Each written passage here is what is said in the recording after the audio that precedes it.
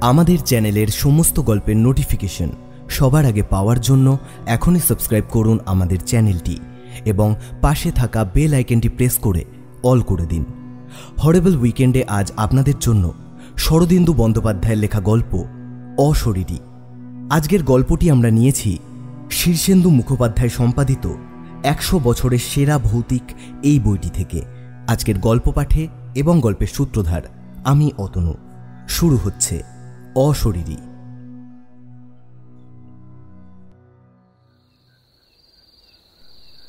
পুরাতন উইধরা ডায়েরিখানা সাবধানে খুলে বড়দা বলল, অদ্ভুত জিনিস, কিন্তু আগে থাকতে কিছু বলবো না। আমাদের আবদুল্লা কুজরাকে জানো তো? সাহেবদের কুটি থেকে পুরনো বই শের দরে কিনে বিক্রি করে। তারই কাছ থেকে এটা কিনেছি। ঝাঁকায় করে এক গাদা বই নিয়ে এসেছিল। বইগুলো ঘাঁটতে ঘাঁটতে দেখি একটা বাংলায় লেখা ডায়েরি। নগদ 2 পয়সা খরচ করে তক্ষুনি কিনে ফেললাম। অমূল্য দৈবক্রমে আজ ক্লাবে আসেনি, তাই বাগবিতণ্ডায় বেশি সময় নষ্ট হলো না। বড়দা বলল, পড়ি শোনো, বেশি নয়, শেষের কয়েকটা পাতা খালি পড়ে শোনাবো। আর যা আছে তা না শুনলেও কোনো ক্ষতি নেই। এই ডায়েরির লেখককে তার ডায়েরি পড়ে জানা যায় না, তবে তিনি যে কলকাতা হাইকোর্টের একজন অ্যাডভোকেট ছিলেন তাতে সন্দেহ নেই। ল্যাম্পটা একটু বাড়িয়ে দিয়ে বড়দা পড়তে আরম্ভ করল। 7ই ফেব্রুয়ারি। আজ মুঙ্গেরে এসে পৌঁছালাম। স্টেশন থেকে পীরপাহাড় প্রায় মাইল 3 দূরে, শহরের বাইরে। মুঙ্গের শহরে যতটুকু দেখলাম কেবল ধুলো আর পুরনো সেকেলে বাড়ি। যাই হোক, আমাকে শহরের মধ্যে থাকতে হবে না এই রক্ষে। স্টেশন থেকে আসার পথে কেল্লার ভেতর দিয়ে আসলাম। কেল্লাটা মন্দ নয়, পুরাতন মীর কাসিমের আমলের কেল্লা, গড়খাই দিয়ে ঘেরা। পাঁচিলের ইট পাথর অনেক স্থানে খসে গিয়েছে। বড় বড় গাছ উঁচু পাঁচিলের ওপর জন্মে শুষ্ক গড়খাইয়ের দিকে ঝুঁকে পড়েছে। একদিন এই গড়ের পাঁচিলে সতর্ক শান্ত্রীরা পাহারা দিত। প্রহরে প্রহরে দুর্গের দরজায় নাকারা বাজত। সন্ধ্যার সময় লোহার তোরণদ্বার ঝনঝন করে বন্ধ হয়ে যেত। কল্পনা করতে মন্দ লাগে না। পীরপাহাড়ের বাড়িখানা চমৎকার। এমন বাড়ি যার, সে চিরদিন এখানে থাকে না কেন এই আশ্চর্য। যাই হোক, পাহাড়ের ওপর নির্জন প্রকাণ্ড বাড়িখানাতে একাকী 1 মাস থাকতে পারবো জেনে ভারী আনন্দ হচ্ছে। বন্ধু কলকাতায় থাকুক, আমি এই অবসরে তার বাড়িটা ভোগ করে নিই। কলকাতা হাইকোর্টে প্রায় 1.5 মাস ধরে প্রকাণ্ড দায়রা মোকদ্দমা চালাবার পর সত্যি সত্যি বিশ্রাম করতে হলে এমন শান্তিপূর্ণ স্থান আর নেই। আমার শরীর যে ভেঙে পড়েছে তার কারণ শুধু অত্যাধিক পরিশ্রম নয়, মানুষের সাথে অবিশ্রাম সংঘর্ষ। যে লোক মিথ্যে কথা বলবে বলে দৃঢ় সংকল্প করে এসেছে, তার পেট থেকে সত্যি কথা টেনে বার করা এবং যে হাকিম বুঝবে না তাকে বোঝাবার চেষ্টা, কিরকম হৃদয় বিদারক ব্যাপার তা যিনি এ পেশায় ঢুকেছেন তিনিই জানেন। মানুষ দেখলে এখন ভয় হয়। কেউ কথা বলার উপক্রম করলে পালাতে ইচ্ছে করে। তাই একেবারে নিঃসঙ্গভাবে চলে এসেছি। বামুন চাকর পর্যন্ত সঙ্গে আনিনি। ইকমিক কুকার আছে, তাতেই নিজে রেঁধে খাবো। কি সুন্দর স্থান! পাহাড়ের ঠিক মাথার উপর বাড়িটি। চারিদিকের সমতল ভূমি থেকে প্রায় 300-400 ফুট উঁচুতে। ছাদের ওপর দাঁড়ালে দেখা যায় একদিকে দিগন্ত রেখা পর্যন্ত বিস্তৃত গঙ্গার চর। তার উপর এখন সর্ষে জন্মেছে। সবুজ জমির ওপর হলুদ বর্ণ ফুলের স্ফুলিঙ্গ। চেয়ে দেখতে দেখতে চোখ স্নিগ্ধ হয়ে যায়। অন্যদিকে যতদূর চোখ যায় অগণ্য অসংখ্য তালগাছের মাথা দেখা যায়। আরো কত প্রকার ঝোপ ঝাড় জঙ্গল। তার ভেতর দিয়ে গেরিমাটি ঢাকা পথটি বহু নিচে গোলাপি ফিতের মতো পড়ে আছে। এ যেন কোনো স্বর্গলোকে এসে পৌঁছেছি। বাড়িতে একটা মালি ছাড়া আর কেউ নেই। সেই বাড়ির তত্ত্বাবধান করে এবং 2-4টে মৃতপ্রায় গোলাপ গাছে জল দেয়। জল পাহাড়ের ওপর পাওয়া যায় না, পাহাড়ের নিচে রাস্তার ধারে একটি কুয়ো আছে, সেখান থেকে আনতে হয়। মালিটার সাথে কথা হয়েছে, আমার জন্য 2 ঘড়া জল রোজ এনে দেবে। তাতেই আমার স্নান এবং পান 2 কাজই চলে যাবে। মালিটাকে বলে দিয়েছি পারুৎপক্ষে সে যেন আমার সামনে না আসে, আমি একলা থাকতে চাই। 8ই ফেব্রুয়ারি। কাল রাতে এত ঘুমিয়েছি যে জীবনে বোধহয় এমন ঘুমাইনি। রাত্রি 9টার সময় শুতে গিয়েছিলাম। যখন ঘুম ভাঙল তখন বেলা 7টা। ভোরের রোদ খোলা জানলা দিয়ে বিছানায় এসে পড়েছে। গোছগাছ করে সংসার পেতে ফেলেছি। সঙ্গে কিছু চাল, ডাল, আলু ইত্যাদি এনেছিলাম, তাতে আরও 3-4 দিন চলে যাবে। ফুরিয়ে গেলে মালিকে দিয়ে শহরের বাজার থেকে আনিয়ে নেব। ট্র্যাঙ্কগুলো খুলে দেখলাম প্রয়োজনীয় দ্রব্য সবই আছে। দাড়ি কামাবার সরঞ্জাম, সাবান, তেল, আয়না, চিরুনি, কিছুই ভুল হয়নি। 1 বান্ডিল ধূপকাঠিও আছে দেখলাম, ভালোই হলো। এখনো অবশ্য একটু শীত আছে, কিন্তু গরম পড়লে মশার উপদ্রব বাড়তে পারে। চাকরটার বুদ্ধি আছে দেখছি। কতগুলো বই ও কাগজ পেন্সিল ট্র্যাঙ্কের মধ্যে পুড়ে দিয়েছে। যদিও এই 1 মাসের মধ্যে বই স্পর্শ করব না প্রতিজ্ঞা করেছি, তবু হাতের কাছে 2-1খানা থাকা ভালো। বইগুলো কিন্তু একেবারেই বাজে। পরলোক, ভূত দর্শন, উন্মাদ ও প্রতিভা, এইসব বই আমি পড়ি না। চাকরটা বোধহয় ভেবেছে আইন ছাড়া অন্য যে কোনো বই পড়লেই আমি ভালো থাকব। সে একটু আধটু লেখাপড়া জানে। সাধে কি বলে স্বল্পবিদ্যা ভয়ঙ্করী। এখানেও একটা ছোটখাটো লাইব্রেরি আছে দেখছি। একটা ছোট আলমারিতে গোটা কয়েক পুরনো উপন্যাস, অধিকাংশেরই সামনের এবং পেছনের পাতা ছেঁড়া। যাই হোক, পরবার যদি ইচ্ছে হয় বইয়ের অভাব হবে না। দুপুরবেলাটা ভারী আনন্দে কাটল। শূন্য বাড়িময় একাকী ঘুরে বেড়ালাম। পাহাড়ের ওপরে বৃহৎ বাড়ি কে তৈরি করেছিল? এর কোনো ইতিহাস আছে কি? কলকাতায় ফিরে বন্ধুকে জিজ্ঞেস করব। তা বাড়ি যেই তৈরি করুক, তার রুচির প্রশংসা করতে হয়। যে পাহাড়ের ওপর বাড়িটা তৈরি তা দেখতে একটি উল্টানো বাটির মতো। কবি হলে আরো রসালো উপমা দিতে পারতাম, হয়তো সাদৃশ্যটাও আরো বেশি হতো, কিন্তু আমার পক্ষে উল্টানো বাটি যথেষ্ট। সাদা বাড়িখানা তার উপর মাথা তুলে আছে। বাড়িখানা যেমন বড় তেমনই মজবুত। মোটা মোটা দেওয়ালের মাঝখানে বিশাল একটা ঘর। নিজের বিশালতার গৌরবে শূন্য আসবাবহীন অবস্থাতেও সর্বদা গমগম করছে। বাড়ির সামনে খানিকটা সমতল স্থান আছে, তাতে একটা গোলাপ বাগান। গোলাপ বাগানের শেষে ফটক। ফটকের বাইরে নিচে যাবার ঢালু পাথর ভাঙা পথ বেঁকে বাড়ির কোল দিয়ে নেমে গিয়েছে। ফটকের সামনে কিছু দূরে একটা প্রকাণ্ড কুয়ো। গভীর হয়ে কোথায় চলে গিয়েছে তার তল পর্যন্ত দেখা যায় না। কুয়োর চারপাশে আগাছা জন্মেছে। একটা শিমুল গাছ তার মুখের বিরাট গর্তটার উপর ঝুঁকে পড়েছে। কুয়োর ভেতর একখণ্ড পাথর ফেলে দেখলাম। অনেকক্ষণ পর একটা ফাঁপা আওয়াজ আসলো। কুয়োটা নিশ্চয়ই শুষ্ক। সন্ধ্যার সময় কুয়োর কাছে গিয়ে দাঁড়ালাম।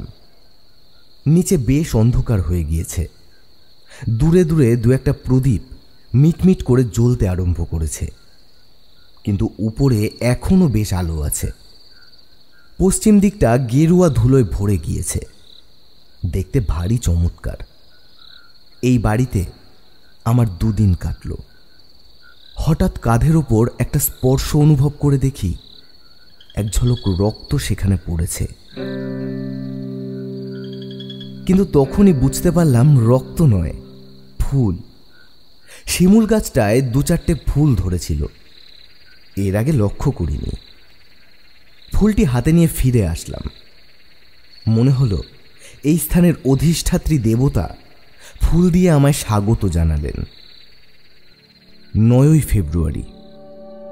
আজ শরীরটা ভালো লাগছে না, বোধহয় একটু জ্বর জ্বর ভাব। মাথার মধ্যে কেমন একটা উত্তাপ অনুভব করছি। মোকদ্দমা নিয়ে যে অতিরিক্ত মানসিক পরিশ্রম করেছি তার কুফল এখনো শরীরে লেগে আছে। অকারণে স্নায়ুমণ্ডল উত্তেজিত হয়ে ওঠে। আজ উপোস করেছি, আশা করি কাল শরীর বেশ ঝরঝরে হয়ে উঠবে। 10ই ফেব্রুয়ারি। প্রাচীন গ্রিসের সংস্কার ছিল প্রত্যেক গাছ, লতা, নদী, পাহাড়ের একটি করে অধিষ্ঠাত্রী দেবতা আছে। আধুনিক বিজ্ঞান শাসিত যুগে কথাটা হাস্যকর হলেও উপদেবতা অধিষ্ঠিত গাছপালার কথা কল্পনা করতে মন্দ লাগে না। সাঁওতালদের মধ্যেও এরকম সংস্কার আছে শুনেছি। যারা বনে জঙ্গলে বাস করে তাদের মধ্যে এ প্রকার বিশ্বাস হয়তো স্বাভাবিক। মানুষ যেখানেই থাকুক দেবতা সৃষ্টি না করে থাকতে পারে না। আমরা সভ্য হয়ে ইট পাথরের মন্দিরে দেবতা প্রতিষ্ঠা করেছি।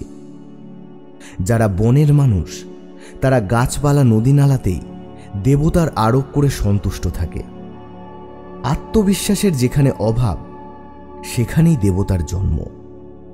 মানুষ সহজ অবস্থায় ভূত, প্রেত, উপদেবতা, এমনকি দেবতা পর্যন্ত বিশ্বাস করতে পারে না। ওসব বিশ্বাস করতে হলে রীতিমতো মস্তিষ্কের ব্যাধি থাকা চাই। কিন্তু সে যাই হোক, উপদেবতার কথা কল্পনা করতে বেশ লাগে।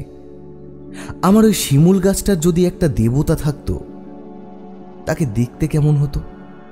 কিংবা অত দূর যাবার প্রয়োজন কি? এই পাহাড়টারও তো একটা দেবতা থাকা উচিত। তিনিই বা কেমন দেখতে শুনতে? তিনি যদি হঠাৎ একদিন আমাকে দেখা দেন তবে কেমন হয়? 11ই ফেব্রুয়ারি। দিনের বেলাটা পাহাড়ের ওপরেই এধার ওধার ঘুরে এবং রান্নাবান্নার কাজে বেশ একরকম কেটে যায়। কিন্তু সন্ধ্যার পর থেকে শোয়ার আগে পর্যন্ত এই 3-4 ঘন্টা সময় যেন কিছুতেই কাটতে চায় না। এখন কৃষ্ণপক্ষ চলছে। সূর্যাস্তের পরই চারিদিক ঘুটঘুটে অন্ধকার হয়ে যায়। তখন পৃথিবী পৃষ্ঠে সমস্ত দৃশ্য লেপে মুছে একাকার হয়ে যায়। কেবল আকাশের তারাগুলো যেন অত্যন্ত কাছে এসে চোখ মেলে চেয়ে থাকে। আমি ইকমিক কুকারে রান্না চাপিয়ে দিয়ে লণ্ঠন জ্বালিয়ে ঘরের মধ্যে নীরবে বসে থাকি। লণ্ঠনের ক্ষীণ আলোয় ঘরটা সম্পূর্ণ আলোকিত হয় না, আনাচে কানাচে অন্ধকার থেকে যায়। প্রকাণ্ড বাড়িতে আমি একা। 12ই ফেব্রুয়ারি। মনটা অকারণে বড় অস্থির হয়েছে। সন্ধ্যার পর থেকে কেবলই মনে হচ্ছে যেন কার অদৃশ্য চোখ আমাকে অনুসরণ করছে। বারবার ঘাড় ফিরিয়ে পেছনে দেখছি, অথচ বাড়িতে আমি ছাড়া আর কেউ নেই। স্নায়ুবিক উত্তেজনা, তাতে সন্দেহ নেই, কিন্তু বড় অস্থির বোধ হচ্ছে। নার্ভের কোনো ওষুধ থাকলে ভালো হতো। 13ই ফেব্রুয়ারি।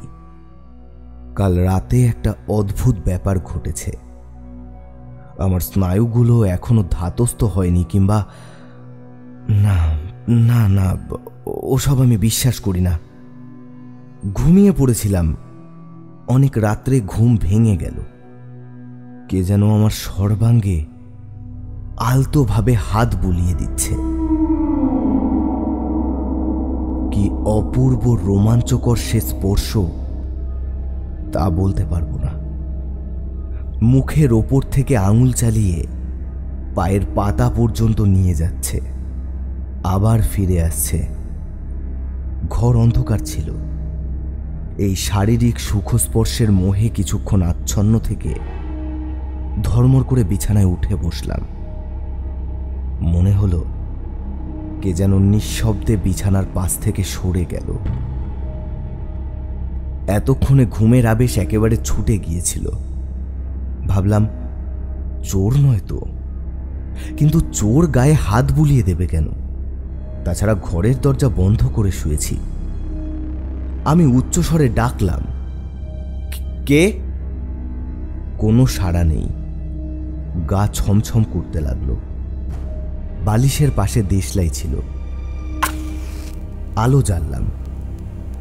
ঘরে কেউ নেই। দরজা আগের মতোই বন্ধ।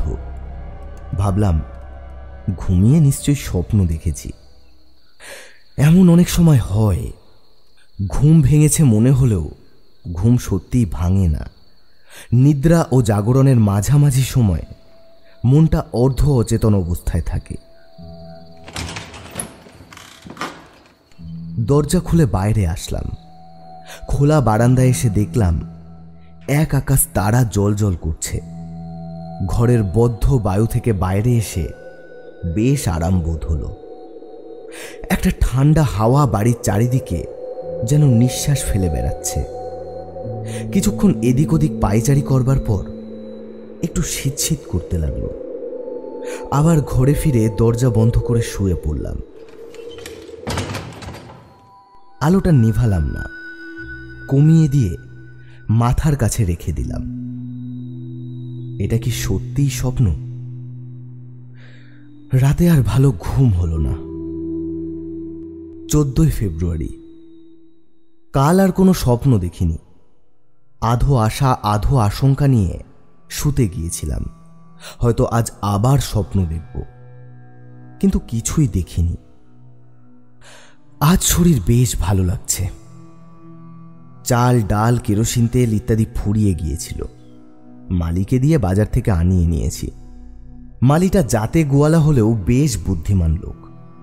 সেই যে তাকে বলেছিলাম না, আমার সম্মুখে আসতে বারণ করেছিলাম, তারপর থেকে নিতান্ত প্রয়োজন না হলে আমার কাছে আসে না। কখন জল দিয়ে যায় আমি জানতেও পারি না। আমিও এসে অবধি পাহাড় থেকে নিচে নামিনি, সুতরাং মানুষের সঙ্গে মুখোমুখি সাক্ষাৎ এতদিন হয়নি বললেই চলে। নিচে রাস্তা দিয়ে মানুষ চলাচল করে দেখেছি বটে, কিন্তু এত দূর থেকে তাদের মুখ দেখতে পাইনি।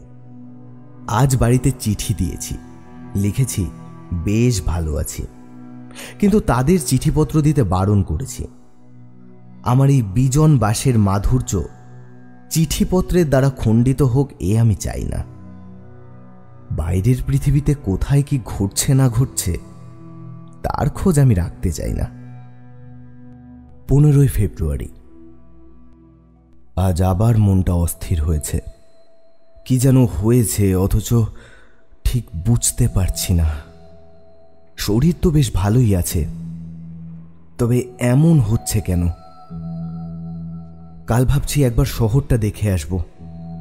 শুনেছি নবাবী আমলের অনেক দ্রষ্টব্য স্থান আছে। কাছেই কোথাও নাকি সীতাকুণ্ড নামে গরম জলের একটা ঝর্ণা আছে। বন্ধু বলে দিয়েছিলেন সেটা দেখা চাই, অতএব সেটাও দেখতে হবে। 16 ফেব্রুয়ারি। কাল রাতে আবার সেই রূপ ঘটেছে। স্বপ্ন নয়, স্বপ্ন নয়, এ স্বপ্ন নয়। স্পষ্ট অনুভব করলাম কে যেন আমার পাশে বসে অতি কোমল হাতে ধীরে ধীরে আমার গায়ে হাত বুলিয়ে দিচ্ছে।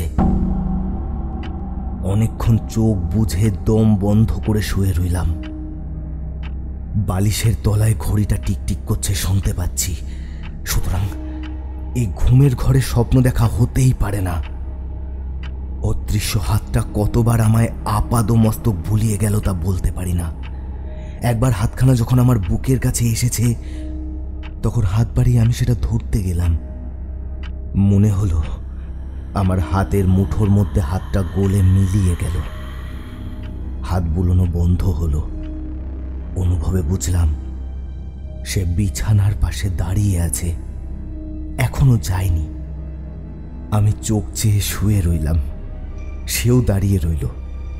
ঘর অন্ধকার, কিছুই দেখতে পাচ্ছি না। চোখ খুলে থাকা বা বুঝে থাকার কোনো প্রভেদ নেই। কান খাড়া করে শুনবার চেষ্টা করলাম কোনো শব্দ হয় কিনা। দরজায় কোথাও ঘুম ধরেছে, তারই শব্দ শুনছি, আর কোনো শব্দ নেই।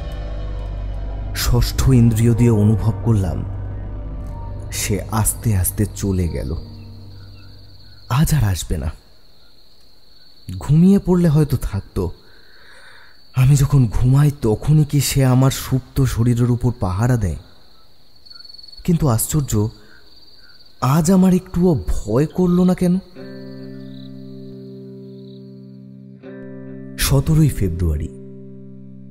আমার শিমুল গাছ রক্তরাঙা ফুলে ফুলে ভরে উঠেছে। গাছে পাতা নেই, কেবলই ফুল। সেদিন যে আমার কাঁধের ওপর এক ঝলক রক্তের মতো ফুল পড়েছিল, সে কি স্বাভাবিক? এত স্থান থাকতে আমার কাঁধের ওপরই বা পড়ল কেন? তবে কি কোনো অদৃশ্য হাত গাছ থেকে ফুল ছিঁড়ে আমার গায়ে ফেলেছিল? কে এসে? বৃক্ষ দেবতা? না আমারই মতো মানুষের দেহ বিমুক্ত আত্মা? তাই কি একটা দেহহীন আত্মা? সে আমাকে পেয়ে খুশি হয়েছে, তাই কি আকারে ইঙ্গিতে জানাতে চায়? সে আমার সাথে বন্ধুত্ব স্থাপন করতে চায়, তাই কি সেদিন ফুল দিয়ে আমায় সংবর্ধনা করেছিল? তবে কি সত্যিই প্রেতজনী আছে, দেহমুক্ত অশরীরী আত্মা? বিশ্বাস করা কঠিন, কিন্তু there are more things in heaven and earth। একটা বিষয় ভারী আশ্চর্য লাগছে। ভয় করে না কেন?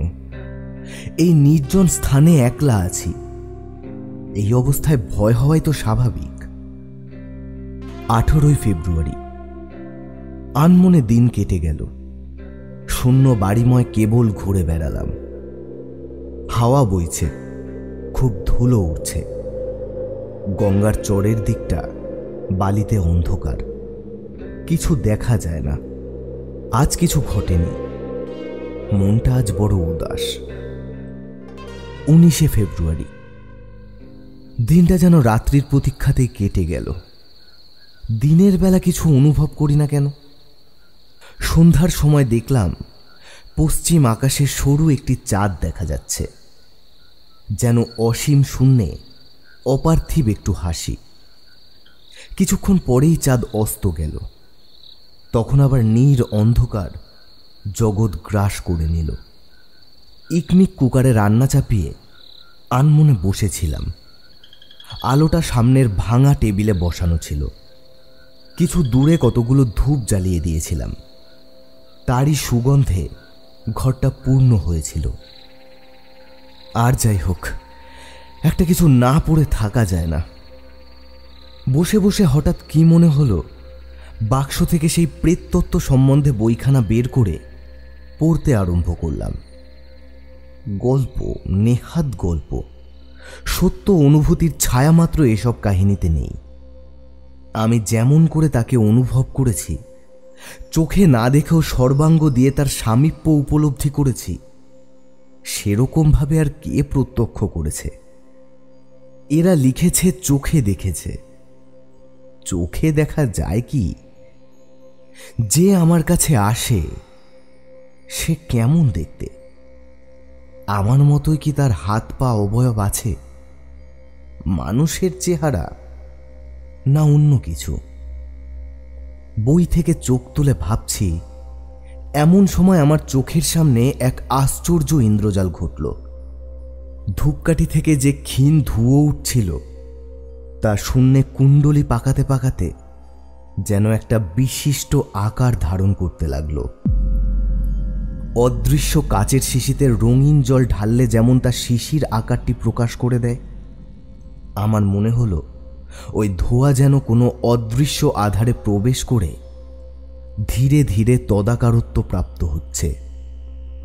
আমি রুদ্ধ নিঃশ্বাসে দেখতে লাগলাম। ক্রমে ধূসর রঙের একটা বস্ত্রের আভাস দেখা দিল। বস্ত্রের ভিতর মানুষের দেহ ঢাকা রয়েছে। বস্ত্রের ভাঁজে ভাঁজে তার পরিচয় পেতে লাগলাম। ধুয়ো কুণ্ডলী মূর্তি গড়ে চলল। আবছায়া মূর্তির ভেতর দিয়ে ওপারের দেওয়াল স্পষ্ট দেখতে পাচ্ছি, কিন্তু তবু তা দেখে বেশ বোঝা যায় একটা মানুষের চেহারা। ধোঁয়া পাকিয়ে পাকিয়ে ঊর্ধ্বে উঠতে উঠতে ক্রমে মূর্তির গলা পর্যন্ত পৌঁছল। এইবার তার মুখ দেখতে পাব। কিরকম সে মুখ? বিকট, ভয়ানক। কিন্তু ঠিক এই সময় সহসা সব ছত্রাকার হয়ে গেল। জানলা দিয়ে একটা দমকা হাওয়া এসে ওই ধূম মূর্তিকে ছিন্ন ভিন্ন করে দিল। মুখ দেখা হলো না, প্রতীক্ষা করে রইলাম যদি আবার দেখতে পাই, কিন্তু আর সেই মূর্তি গড়ে উঠল না। 25শে ফেব্রুয়ারি। সে আছে, তাতে তিলমাত্র সন্দেহ নেই। এ আমার উষ্ণ মস্তিষ্কের কল্পনা নয়। দিনের বেলা সে কোথায় থাকে জানি না, কিন্তু সন্ধে হলেই আমার পাশে এসে দাঁড়ায়, আমার মুখের দিকে চোখ মেলে থাকে। আমি তাকে দেখতে পাই না বটে, কিন্তু যা দেখতে পাওয়া যায় না তাই কি মিথ্যে? বাতাস দেখতে পাই না, বাতাস কি মিথ্যে? শুনেছি এক প্রকার গ্যাস আছে যা গন্ধহীন, অদৃশ্য, অথচ তা আঘ্রাণ করলে মানুষ মারা যায়। সে গ্যাস কি মিথ্যে? না না না না না না, সে আছে, আমার মন জানে সে আছে। 21শে ফেব্রুয়ারি। কে এসে? তার স্পর্শ আমি অনুভব করেছি, কিন্তু তাকে স্পর্শ করতে পারি না কেন? ছুতে গেলেই সে মিলিয়ে যায় কেন? সে দেখা দিতে চেষ্টা করে জানি, কিন্তু দেখা দিতে পারে না কেন? রক্ত মাংসের চোখ দিয়ে কি এদের দেখা যায় না? আমি এখন শোয়ার আগে ডায়েরি লিখছি, আর সে ঠিক আমার পেছনে দাঁড়িয়ে আমার লেখা পড়ছে। আমি জানি আমার শরীর রোমাঞ্চিত হয়ে উঠছে, কিন্তু মুখ ফিরে তাকালেই দেখতে পাবো না। জানি সে মিলিয়ে যাবে। কেন এমন হয়? তাকে কি দেখতে পাবো না? দেখবার কি দুর্গম আগ্রহ যে প্রাণে জেগেছে, তা কি বলবো? তার এই দেহহীন অদৃশ্যতাকে যদি কোনো রকমে মূর্ত করে তুলতে পারতাম। কোনো কি উপায় নেই? 22শে ফেব্রুয়ারি। কাল রাতে সে আর আসেনি। সমস্ত রাত্রি তার প্রতীক্ষা করলাম, কিন্তু তবু সে আসলো না। কেন আসলো না? তবে কি আর আসবে না? নিজেকে অত্যন্ত নিঃসঙ্গ মনে হচ্ছে। আমার প্রতি রাতের সহচর সহসা আমাকে ফেলে চলে গিয়েছে। আর যদি না আসে? 23শে ফেব্রুয়ারি। জেনেছি জেনেছি সে নারী। এ কি অভাবনীয় ব্যাপার, যেন ধারণা করতে পারছি না। আজ সকালে স্নান করে চুল আঁচড়াতে গিয়ে দেখি একগাছি লম্বা কালো চুল আমার চিরুনিতে জড়ানো রয়েছে। এ চুল আমার চিরুনিতে কোথা থেকে এলো? হ্যাঁ, কোথা থেকে এলো? বুঝেছি, এ তারই চুল। সে নারী।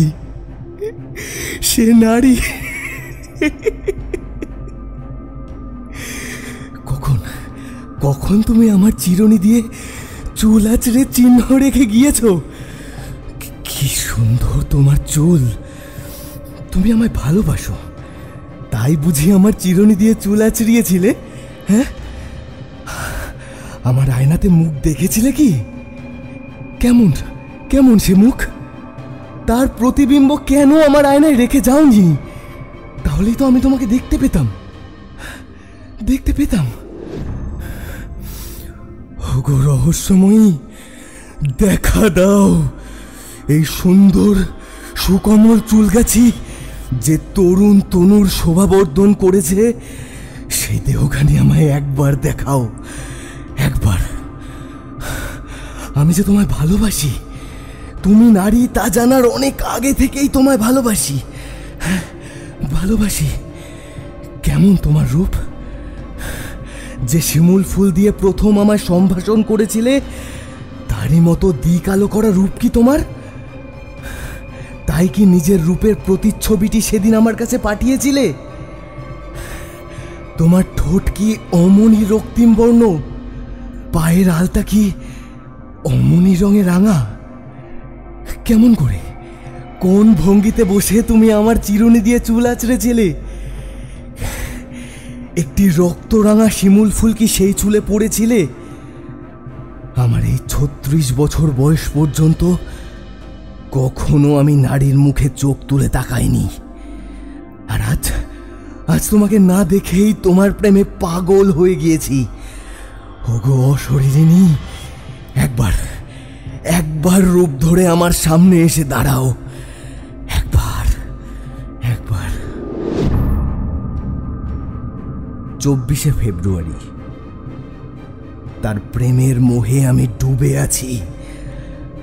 আর নিদ্রার আমার প্রয়োজন কি? আমার মনে হচ্ছে এই অপরূপ ভালোবাসা আমাকে জর্জরিত করে ফেলেছে। আমার অস্থি, মাংস, মেদ, মজ্জা জীর্ণ করে অম্লরসের মতো আমাকে পরিপাক করে ফেলেছে। এই না হলে ভালোবাসা? 25শে ফেব্রুয়ারি। আজ সকালে হঠাৎ মালিটার সঙ্গে দেখা হয়ে গেল। তাকে গালাগালি দিয়ে তাড়িয়ে দিয়েছি। মানুষের মুখ আমি দেখতে চাই না। সারাটা দিন কিচ্ছু খাইনি, ভালো লাগে না। খাবার দাবারের রুচি নেই। তাছাড়া রান্নার হাঙ্গামা অসহ্য। গরম পড়ে গিয়েছে, মাথার ভিতরটা ঝাঝা করছে। কাল সারা রাত জেগেছিলাম, কিন্তু তাকে দেখতে পেলাম না। সে কাল রাতে আমার পাশে এসে শুয়েছিল। স্পষ্ট অনুভব করেছি তার অস্পষ্ট মধুর দেহ সৌরভ। অঘ্রাণ করেছি, কিন্তু তাকে ধরতে গিয়ে দেখি শূন্য, কিছু নেই। জানি সে আমার চোখে দেখা দেওয়ার জন্য, আমার বাহুতে ধরা দেওয়ার জন্য আকুল হয়ে আছে, কিন্তু কিন্তু পারছে না। তার এই ব্যর্থ আকুলতা আমি মর্মে মর্মে উপলব্ধি করছি। মাঝরাত থেকে সকাল পর্যন্ত খোলা আকাশের তলায় পায়চারি করেছি। সেও আমার পাশে পাশে ঘুরে বেরিয়েছে। তাকে বারবার জিজ্ঞেস করেছি কি করলে তার দেখা পাবো। সে উত্তর দেয়নি, কিংবা তার উত্তর আমার কান পর্যন্ত পৌঁছায়নি। সকাল হতেই সে চলে গিয়েছে। মনে হলো ওই রক্তরাঙা শিমুল গাছটার দিকে অদৃশ্য হয়ে গেল। মানুষের চোখে কি তাকে দেখতে পাওয়া সম্ভব নয়? হ্যাঁ, সম্ভব নয়। 26শে ফেব্রুয়ারি। না না না না, রক্ত মাংসের শরীরে তাকে পাবো না। সে সূক্ষ্ম লোকের অধিবাসিনী। স্থূল মর্তলোকে থেকে আমি তার নাগাল পাবো না। আমার এই জড় দেহটাই ব্যবধান হয়ে দাঁড়িয়েছে। 27শে ফেব্রুয়ারি। খাওয়া নেই, ঘুম নেই, আমার মাথার মধ্যে আগুন জ্বলছে। আয়নায় নিজের মুখ দেখলাম। এ কি সত্যি আমি, না না অন্য কেউ? আমি তাকে চাই, যেমন করেই হোক। আমি তাকে চাই, যেমন করেই হোক। রক্ত মাংসের শরীরে যদি তাকে না পাই, তবে তবে তবে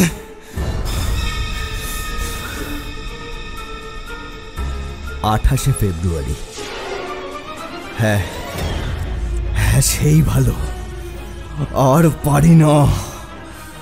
শিমুল গাছের যে ডালটা কুয়োর মুখে ঝুঁকে আছে, তাতে একটা দড়ি টাঙিয়ে দিয়েছি। আজ সন্ধ্যায় যখন তার আসবার সময় হবে, তখন তখন সখী আর দেরি নেই। আজ ফাল্গুনের সন্ধ্যায় যখন চাঁদ উঠবে, তুমি চুল বেঁধে প্রস্তুত হয়ে থেকো। তোমার রক্তরাঙা ফুলের থালা সাজিয়ে রেখো। আমি আসব, তোমাকে চোখ ভরে দেখব। আজ আজ আমাদের পূর্ণ মিলন রাত্রি।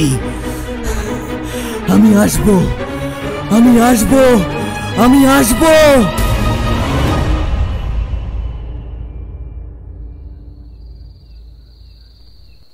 বড়দা আস্তে আস্তে ডায়েরি বন্ধ করে বলল, এইখানেই লেখা শেষ।